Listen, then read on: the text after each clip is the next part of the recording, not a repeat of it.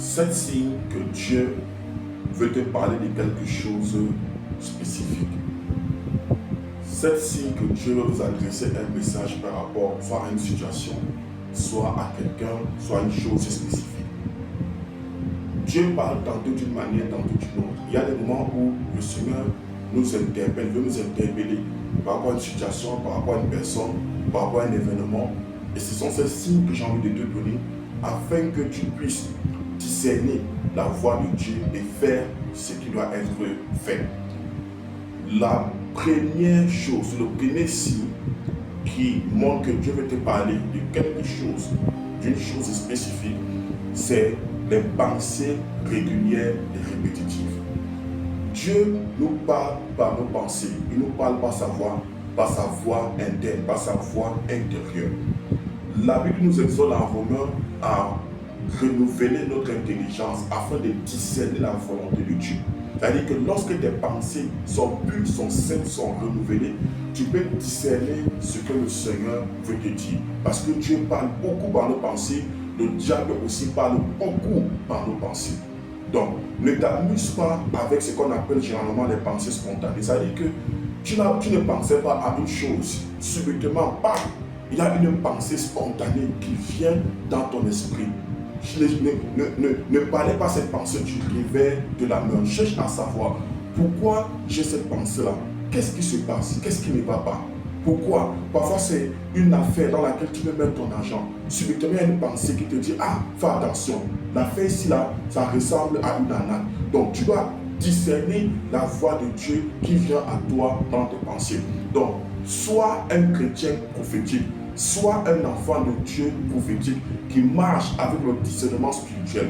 Dans le dernier chapitre 7, verset 15, Daniel nous fait comprendre que les visions qu'il recevait ont envahi ses pensées. Ça venait à lui comme une sorte d'alarme. Vous allez vous rendre compte que parfois cette pensée-là va commencer à vous oppresser, ça va commencer à vous opprimer. C'est-à-dire qu'après chaque une heure, tu as une pensée que non, je ne dois pas aller dans cette fête, je ne dois pas aller là-bas, je ne dois pas aller là-bas, je ne dois pas aller là-bas. Donc fais attention lorsqu'il y a des pensées régulières et répétitives. C'est-à-dire que ce sont des pensées que tu n'as pas préméditées, des pensées qui n'ont pas été conçues dans ton esprit, qui viennent de façon spontanée. C'est souvent de cette façon-là que Dieu veut nous parler d'une chose spécifique. Le deuxième signe, c'est lorsqu'il y a ce que j'appelle des troubles dans ton esprit. Les troubles dans ton esprit, les visions de Dieu apportent souvent des troubles. Lorsque Joseph a eu une vision, le songe que Joseph a eu a troublé son esprit, même son père, tout le monde, toute la famille était agitée. Lorsque Nebuchadnezzar a eu des visions, il était troublé. Lorsque Pharaon a eu des visions, il était également troublé. Donc lorsqu'il y a des troubles dans ton esprit, surtout lorsque tu veux prendre une décision, il faut faire attention. Parce que Dieu parle aussi par tes émotions. Dieu parle aussi par tes émotions. Dans 1 Samuel chapitre 11, verset 16, ce verset va te faire du bien. Donc parfois quelqu'un veut te donner l'argent, mais tu n'es pas à l'aise. Or, c'est l'argent qu'on veut te donner. On veut te bénir, on veut te donner quelque chose, mais ton cœur n'est pas à l'aise. Parfois c'est quelqu'un qui s'intéresse à vous, mais subitement vous êtes troublé par rapport à la personne. Votre esprit ne le sent pas, vous ne sentez pas la personne. La personne ne vous inspire pas confiance. Dieu ne vous a rien dit, mais vous êtes troublé par rapport à la personne. Parfois, c'est une affaire. Vous voulez mettre votre maison, votre espace commercial en location, mais dans la nuit, vous êtes comme troublé. Vous n'arrivez pas à dormir. Vous êtes en train de penser par rapport à la chose. Parfois, il y a un message que Dieu veut te donner à l'intérieur. Donc, lorsque ton esprit est troublé, lorsque tu es sur le point de prendre une décision, lorsqu'on est sur le point de te bénir, ou quelqu'un te demande en mariage et tout, il faut faire attention, va au lieu de la prière, afin que ce trouble dans ton esprit devienne une voix claire de Dieu.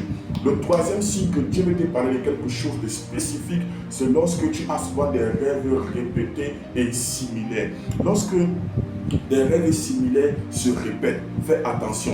Dans Genèse chapitre 41, verset 32, Pharaon a eu deux songes qui signifiaient la même chose. Ces deux songes-là étaient porteurs d'un seul et même message prophétique. Et Joseph a dit à Pharaon que si le roi a vu cela deux fois, ça veut dire que cette chose est arrêtée de la part de l'Éternel. Alléluia. Donc ça veut dire que quand on voit des choses deux fois, trois fois, soit la chose a été arrêtée par Dieu, où la chose a été arrêtée par le diable. Donc la parole de Dieu nous fait comprendre que le témoignage de deux personnes est établi. Donc lorsque tu as un même rêve, une fois, deux fois, trois fois, ne t'amuse pas avec ça. Parfois, tu vas avoir le rêve où tu es en train de faire un accident, une fois. Tu fais le rêve encore deux fois de l'accident. Parfois, tu rêves de la mort une fois, deux fois. Et puis, après quelques jours, après quelques semaines, tu rêves encore de la mort. Tu dois comprendre qu'il y a une mort qui a été arrêtée, soit dans ta vie, soit dans ta famille, soit dans la vie de tes enfants, et tu dois te lever dans la prière. Fais attention lorsqu'il y a des rêves qui se répètent, lorsqu'il y a des rêves similaires que tu as, qui viennent déjà à plus de deux fois. Fais attention. La quatrième chose, le quatrième signe que Dieu veut t'adresser un message par rapport à quelque chose de spécifique, c'est souvent les connaissances surnaturelles. Oui, les connaissances surnaturelles. Matthieu chapitre 12, verset 14. À maintes reprises, la parole de Dieu nous fait comprendre que Jésus connut par son esprit ce que les pharisiens pensaient. Donc, les connaissances surnaturelles sont la transmission de la voix de Dieu ou les impressions de Dieu qu'il communique à notre esprit par rapport à une personne ou par rapport à quelque chose. La Bible dit que Jésus connut ce qui était dans les pensées. Il a dit homme de mauvaise foi. Dans Marc chapitre 2, lorsque Jésus voulait guérir le paralytique, il connaissait ce que les pharisiens pensaient dans leur cœur. Donc il y a souvent ce qu'on appelle des connaissances surnaturelles. C'est-à-dire que quelqu'un va venir par exemple se présenter à toi, il vient dire qu'il veut épouser ta soeur, ainsi de suite. Dans ta tête, tu te rends que le type-ci, c'est un infidèle. Le type-ci, c'est une mauvaise personne.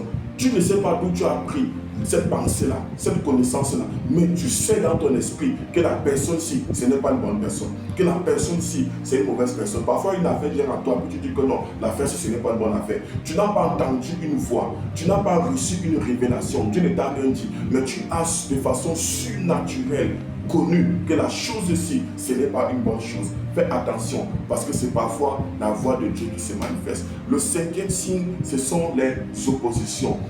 Fais attention lorsque tu rencontres parfois l'opposition sur ton chemin, lorsque tu veux voyager, lorsque tu veux t'engager dans une relation, lorsque tu veux faire quelque chose, tu vas souvent expérimenter ce qu'on appelle les oppositions. Dieu, la voix de Dieu se cache souvent dans les circonstances qui sont contraires à ta volonté, à tes projets et à tes ambitions.